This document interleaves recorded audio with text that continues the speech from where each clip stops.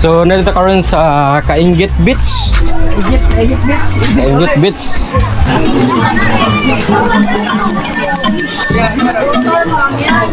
So, pasuod sa mga kubo. So, siya entrance sa mga kubo rin, no? Yes. Ang mga gusto, seafoods. Ang mga seafoods na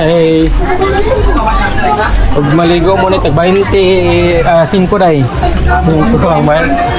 5 ang atag. 5 ang bayad. Chicharon. Kuba sa nga.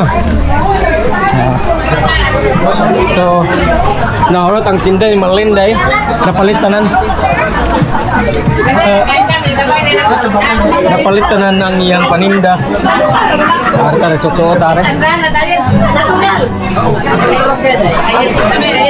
Yes.